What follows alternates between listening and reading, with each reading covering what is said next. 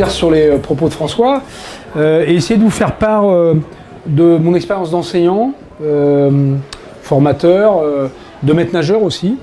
Alors, comme l'a dit tout à l'heure François, je voulais juste faire une petite aparté. Tout ce que je vais vous proposer, c'est ce que je fais et ce que j'ai fait avec mon collègue Sergio Rally qui est là, ici présent. Et je le remercie d'ailleurs. Et c'est des choses qui évoluent. C'est-à-dire que ce que je vais vous proposer aujourd'hui peut évoluer dans 1 an, 2 ans, 3 ans, etc. Je pense qu'il n'y a rien d'arrêté et qu'on est en perpétuelle recherche, comme l'a dit François, sur la manière de répondre le mieux possible aux besoins des enfants qu'on a en face de nous, notamment dans cet espace aquatique qui n'est pas aussi simple.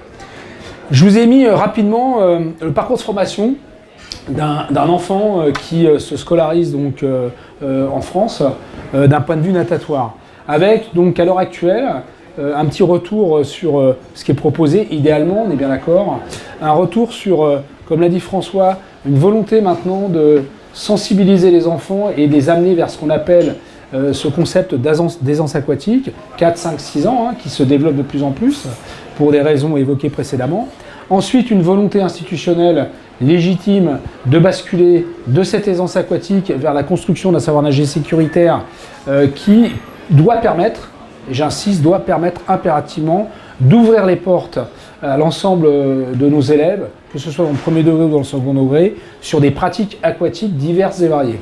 Voilà. Donc le premier point, c'est ce parcours de formation idéal qui, à mon sens, est vraiment une ressource pour nous enseignants et qui doit surtout montrer qu'au-delà du savoir nager, il ne faut surtout pas s'arrêter là. On aura l'occasion d'en reparler. Et que ça doit rester, quelles que soient les conditions, quelles que soient les difficultés d'enseignement auxquelles on peut être confronté, on doit être vraiment sur une phase d'étape qui doit conduire à permettre aux enfants de découvrir toutes les pratiques aquatiques. Donc par rapport à cette logique, on va dire ce parcours de formation, grosse thématique qui ressort maintenant dans les textes officiels depuis un certain nombre d'années, qui est l'aisance aquatique, prérequis pour engager les élèves donc sur un savoir nager sécuritaire et prérequis qu'on essaie de mettre en place le plus tôt possible. La problématique du savoir nager, que l'enfant ait 4, 5, 6 ans, qu'il ait 15 ans ou qu'il soit adulte, 20, 30, 40 ans, elle est globalement la même. Pas d'un point de vue forcément de l'affect, mais elle est la même d'un point de vue biomécanique, avec quelques variables. Donc ce qu'on propose ici par exemple sur le fait de commencer à découvrir le milieu, etc., un individu en très grande difficulté qui n'a jamais été confronté au milieu aquatique va être obligé, entre guillemets, de vivre les mêmes étapes, entre guillemets. Donc par rapport à ça, l'idée que l'institution défend, et l'idée que je partage moi aussi, c'est vraiment de faire en sorte qu'un enfant qui découvre le milieu aquatique puisse se mettre en sécurité en prenant des informations, en construisant un début de motricité aquatique, natatoire, pour pouvoir réellement se mettre en sécurité. Toute la difficulté, elle est là. Alors François a évoqué par exemple tout à l'heure certains pays qui construisent la capacité à se mettre sur le dos pour vite se mettre en sécurité ou attendre, pourquoi pas. Dès lors où l'enfant est en sécurité, dans cette logique d'aisance, moi je pense qu'on franchit un pas. Et je répète, pour moi il n'y a pas une manière de faire, il y a des caractéristiques d'enfant et en fonction de ça, il va falloir essayer de trouver les clés pour pouvoir avancer. Quand on parle de la SNS, anciennement ASN, on est sur une étape un petit peu plus avancée qui va permettre à un enfant débrouillé, entre guillemets, de rentrer dans une logique sécuritaire qui va lui permettre d'apprécier à sa juste valeur l'état de ses ressources dans un contexte stabilisé, on est bien d'accord.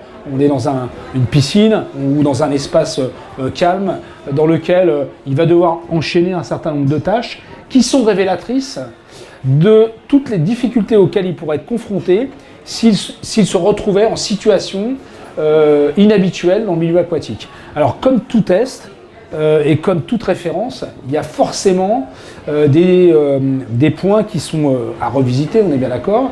Il y a forcément peut-être une dérive parfois qui est une dérive, je dirais, de séquencer ce test. Parfois aussi, le fait que ce test s'adresse à une adaptation au milieu, mais en fait une adaptation qui peut être tronquée parce que le test il est prescriptif, avec un enchaînement de tâches qui sont entre guillemets les mêmes, dans le même ordre, etc. Voilà, donc ça reste un élément qui va attester d'une sécurité dans un contexte qui n'est pas un contexte complètement ouvert, on est bien d'accord, mais qui va permettre en tout cas d'assurer la sécurité sur un usage, on va dire, classique du milieu aquatique. Donc parcours à réaliser sur plusieurs tâches. Alors je vous mets un petit exemple ici. Là vous avez une demoiselle qui effectue le test. Je ne vais pas le faire en entier. Donc voilà, avec un ensemble d'actions au cours desquelles on va essayer de visiter à travers ce test la capacité que va avoir l'enfant à réaliser des actions sécuritaires pour s'extraire, pour s'échapper, pour passer sous un obstacle, pour enchaîner un déplacement, pour se reposer, prendre des informations. Tout le condensé de ce qu'on pourrait avoir, entre guillemets, dans le milieu aquatique si on y était tombé de manière accidentelle. Voilà. Donc ça, c'est le test finalisé. Voilà, je vais avancer un petit peu. Je pense que vous le connaissez tous. Alors, la question qu'on doit se poser, et que moi je me suis posée, c'est comment je peux trouver à la fois une construction pédagogique et des apports didactiques qui vont permettre à mes enfants, que j'ai en cours, de pouvoir se mettre en sécurité, progresser, prendre du plaisir, parce que je pense que c'est important, même si parfois c'est compliqué pour certains enfants, pour s'orienter dans une logique sécuritaire. Mais surtout, moi, ce qui m'intéresse, c'est pas la validation du test et ni l'aisance aquatique, c'est tout ce qu'ils vont en faire après, c'est-à-dire l'usage qu'ils vont pouvoir faire de ces capacités construites dans le milieu aquatique pour faire d'autres activités, etc. Donc d'un point de vue didactique, voilà, je me suis posé plusieurs questions, j'ai évolué dans le temps. Je pars d'un constat, voilà. Ça, c'est, François en a parlé tout à l'heure, Paul Bock, début du siècle, voilà, ceinture, battement. Ça, il y a une centaine d'années à peu près, François, on est d'accord, 1920. Ça, c'est il y a exactement un mois. Voilà. Voilà. Quelle est la différence? Voilà. On ne met pas l'objet au même endroit, on fait du battement. Donc la question, c'est, et elle est en débat, est-ce qu'on construit un savoir nager en travaillant sur une motricité de terrien? Est-ce qu'on fait de la randonnée aquatique? Parce que moi j'appelle ça comme ça, et je suis un peu provocateur. Est-ce que le matériel est nécessaire? Est-ce que ça c'est une priorité pour cet enfant? Voilà. Je pose la question. Alors moi j'ai les réponses par rapport à ça, que j'ai visité d'un point de vue de mon expérience et d'un point de vue des enfants auxquels j'ai confronté. Mais ça on le voit dans beaucoup de piscines et dans beaucoup de pratiques professionnelles. Donc par rapport à ça, l'idée c'est de se questionner sur la pratique professionnelle, qu'est-ce qu'on offre comme formation aux enfants, comment cette pratique professionnelle doit forcément évoluer, doit s'adapter au contexte dans lequel on fonctionne.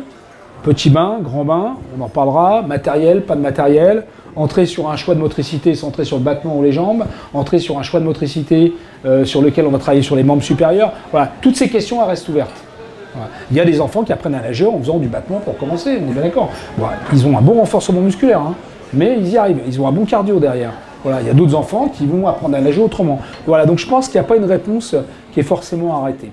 En tout cas, moi, les propositions que je fais à l'issue des travaux que j'ai menés au cours de ma carrière avec Serge me dessinent globalement 4 grands temps sur l'expérience que j'en ai, alors aussi bien en collège qu'avec des petits. Donc là, je m'adresse à une population qui a 5 ans jusqu'à 12, 13, 14 ans, 15 ans, voire plus. Donc un premier temps de découverte du milieu aquatique. Un deuxième temps où on va travailler vraiment sur cette perception du milieu, ce ressenti. C'est un temps d'engagement. Il faut que les gamins prennent du plaisir. S'ils ne prennent pas de plaisir, ça va être très compliqué. Un temps de transformation où là, on prend du plaisir, on découvre, mais maintenant, il va falloir aussi être en capacité de s'organiser pour pouvoir progresser, se mettre en sécurité. Donc, un changement de motricité, un changement de référentiel, un changement de repère. Pour accéder ensuite à un temps d'autonomie, où là, on va garantir, en fonction des enfants, des élèves, une certaine autonomie, alors qui peut être définie par un test, qui peut être la capacité à être à l'aise dans l'eau. Je vous montrerai des vidéos qui attestent de cette capacité, sans forcément, entre guillemets, être institutionnalisé par un test. L'idée, c'est que le test, je répète, c'est un sésame. C'est un sésame. L'élève, il sort de l'école avec son test, son ASSN, son ASMS maintenant, et avec, il peut aller où il veut. Il peut aller en colo, il peut faire de la voile, etc. Et donc, c'est quand même une donnée pour moi qui est significative. Donc, premier temps de découverte, je vais vous montrer pas mal de vidéos, des petits extraits. Il y a des enfants très jeunes, des enfants moins jeunes. L'idée, c'est de se poser la question de faire accéder l'enfant dans le milieu aquatique. Alors, moi, je fais le choix pour des raisons matérielles, mais aussi parfois des raisons de conviction, en fonction des caractéristiques d'enfant, de les faire accéder dans la grande profondeur. Grande profondeur aménagée, on est bien d'accord.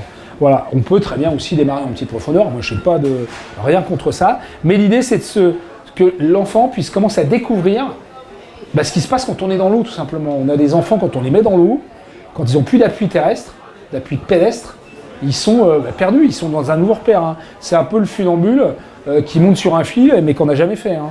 Donc comment je fais pour ne pas tomber, hein? Je me raccroche à quoi? Donc concrètement ça se traduit par quoi?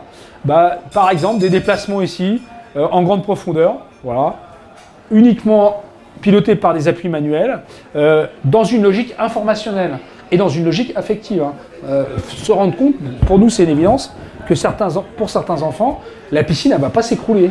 Ils ne vont pas être aspirés, enfin voilà, toute la représentation liée aux problématiques de l'affectivité. À côté de ça, se double évidemment d'une problématique d'accepter de s'informer dans un nouveau milieu. Alors soit on fait le choix de dire, comme on l'a vu au début du siècle, je me déplace tête hors de l'eau, voilà, je suis dans une motricité qui fonctionne, hein, la preuve, hein, et on a une dame de 100 ans qui nage encore, ou alors je fais le choix de découvrir le milieu, d'essayer de me l'approprier autrement, mais pour ça il faut que je puisse prendre des informations. Et si je suis sur des informations de terrien, c'est compliqué parce que j'ai pas toute la partie de mon corps qui est dans l'eau, donc la poussée d'Archimède sera moins conséquente, donc les effets qui vont pouvoir percevoir cette sensation de flotter ne seront pas présents, donc ça va être compliqué. Donc la logique informationnelle, elle est vraiment importante. Voilà, moi j'insiste beaucoup là-dessus, là on voit un petit qui met la tête dans l'eau en gardant les yeux ouverts, et puis si ils n'arrivent pas à ouvrir les yeux, parce qu'il y en a un certain nombre qui ont des vraies difficultés, il y a un moment donné, il faut les équiper, il ne faut pas hésiter, il faut les équiper avec des lunettes. Parce que apprendre à nager un gamin en lui demandant de mettre la tête sous l'eau, s'il a les yeux fermés, s'il n'a pas d'appui plantaire, s'il est dans un milieu qui découvre, ça fait beaucoup de contraintes informationnelles et qui vont impacter ses contraintes affectives. Autre exemple ici, cette fois-ci avec des lunettes. Voilà, donc on voit des petites demoiselles qui s'immergent. Autre exemple ici en déplacement, donc en couplant la globalité donc, du déplacement, donc ici piloté par des appuis manuels avec la tête dans l'eau, avec un principe important, sur tous ces débuts de déplacement sur courte distance, sur lequel on va d'abord se déplacer en vertical, puis peut-être à l'horizontale, puis en mettant dans l'eau, etc. Deux conditions. La première condition, un déplacement organisé, si possible, par des appuis manuels, et un déplacement avec les yeux ouverts et en apnée inspiratoire. Parce que si l'enfant ne prend pas, à mon sens, et ne construit pas la capacité à prendre de l'air et à garder de l'air dans les poumons, le déplacement va être tronqué. Voilà. Très souvent, moi j'entends au bord du bassin, des formateurs qui disent aux enfants sur les premières séances, fais des bulles, souffle, etc.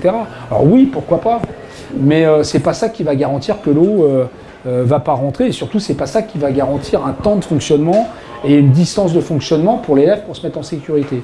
Donc les logiques respiratoires, à part l'apnée inspiratoire, moi à mon sens, je trouve qu'elles sont pas très intéressantes, en début en tout cas, de formation chez ces enfants. Doublé en plus du fait que le fait d'avoir de l'air dans les poumons, si en plus je m'immerge, l'intensité de la poussée d'Archimède elle sera plus conséquente. Donc le fait de se sentir flotter sera d'autant plus perçu. Alors une fois qu'on a commencé à construire cette logique de la moyenne profondeur, grande profondeur, en s'informant, tout en étant un terrien, parce qu'on est accroché, il va falloir se poser la question de se dire qu'est-ce qui fait qu'à un moment donné je vais être en capacité de me lâcher. Alors pas me lâcher pour essayer de traverser, parce que là ça serait dangereux, mais qu'est-ce qui fait que je vais me lâcher? Et qu'est-ce qui fait qu'à un moment donné, quand je vais me lâcher, il va peut-être se passer des choses que je ne connais pas, etc. Alors là, les enfants, eux, ils découvrent, et ils n'ont aucune conscience de ça. Donc l'idée, ça va être évidemment de s'immerger, de descendre au fond de la piscine, pas pour nettoyer le fond de la piscine, je vous rassure, mais uniquement pour percevoir que pour descendre, si on a de l'air dans les poumons et qu'on s'immerge, en fait, c'est très complexe, à cause de la poussée d'Archimède. Voilà. Et donc, transformer la représentation des gamins qui arrivent à la piscine sur les premières séances en ayant peur de s'engloutir, de se noyer, etc. Et donc qui ont un comportement, s'ils sont en détresse, d'essayer d'être au-dessus de l'eau. Mais d'un point de vue biomécanique, si je suis au-dessus de l'eau, j'ai la force de pesanteur qui est présente, on est bien d'accord, mais j'ai la poussée d'Archimède qui est beaucoup moins présente, donc je vais m'enfoncer. Donc c'est un cercle infernal. Donc il faut arriver, et c'est le paradoxe, à rester sous l'eau ou à rester dans l'eau pour mieux flotter. Mais ça, il faut le vivre. On peut l'expliquer, mais c'est beaucoup plus compliqué pour les enfants. Donc premier exemple ici, voilà, vous avez la descente le long de la perche en apnée inspiratoire.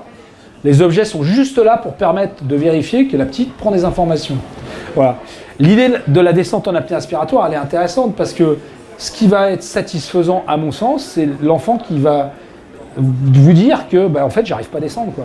Parce que c'est trop dur. Et ouais, c'est normal. J'ai de l'air dans les poumons, je m'immerge. La poussée d'Archimède s'exerce, donc ça devient intéressant. Autre exemple ici. Voilà, on voit le petit qui prend de l'air, qui descend le long de la perche. Voilà, tranquillement, toujours en apnée inspiratoire. Voilà. Donc je suis obligé de secouer la perche, sinon il reste longtemps. Hein. Autre exemple ici. Même chose cette fois-ci, grâce à l'action de la poussée d'Archimède. Voilà, remontée passive, qui va permettre donc de percevoir qu'en fait, cette remontée passive, elle existe. Hein. Alors elle existe sous certaines conditions, on est bien d'accord. Elle est dépendante de la densité de l'individu, elle est dépendante du volume d'air dans les poumons, elle va être dépendante de la densité de l'eau. Si je fais ça en milieu salin, ça va être plus rapide pour remonter, parce que pour descendre, ça va être plus compliqué, etc. Mais globalement, on a cette capacité à remonter. Tant qu'on ne l'a pas vécu, ça, on ne peut pas avoir d'impact réellement sur l'affect des enfants. Alors une fois qu'on a fait ça, et que les gamins s'engagent dans je dirais, la grande profondeur, hein, en prenant des informations, en étant en autonomie respiratoire, c'est-à-dire en apnée, hein, tout simplement. Donc ça limite évidemment les temps de travail et volontairement, et ça limite les distances aussi. Hein. C'est-à-dire que là, les gamins, ils travaillent sur des distances très courtes, même en se déplaçant, en étant accrochés. Va se poser la question d'accepter de s'immerger de manière plus active. Donc on passe sur le fait d'accepter d'entrer dans l'eau en grande profondeur, alors soit avec du matériel, comme on a vu, la perche, l'échelle, etc., soit éventuellement en sautant. Voilà. Donc là, par exemple, la consigne, elle est très simple. Les gamins ne savent pas nager, hein, on n'a jamais construit la motricité, ils se débrouillent comme ils veulent. C'est je saute dans le grand bain, je fais la statue et je me laisse remonter et je ne bouge pas. Complètement immobile et qui attendent de voir ce qui se passe et de vivre ce qui se passe. Remontée passive, là, il n'y a pas de consigne particulière, par contre, on est en apnée en permanence. Alors j'insiste sur cet exemple-là, parce que là, on a une petite qui a 6 ans, et d'un point de vue biomécanique, c'est différent de moi, de François peut-être, de Serge. La petite, elle peut rester comme ça sans rien faire. Son volume, sa taille, fait que les forces qui s'appliquent sur elle en statique ici, donc poussée d'Archimède et force de pesanteur, se confondent. Donc elle reste à l'horizontale. On prend un adulte avec une densité musculaire sur les cuisses, densité osseuse, coupe de redressement. Voilà. Donc, on a des élèves de 6e, de 3e, voire des étudiants qui sont dans l'incapacité de faire ça. Ça veut dire que cette construction à l'horizontale, elle est très complexe pour certains individus parce que naturellement, ils ne peuvent pas rester là. Alors on va voir après comment on peut amener à cette construction.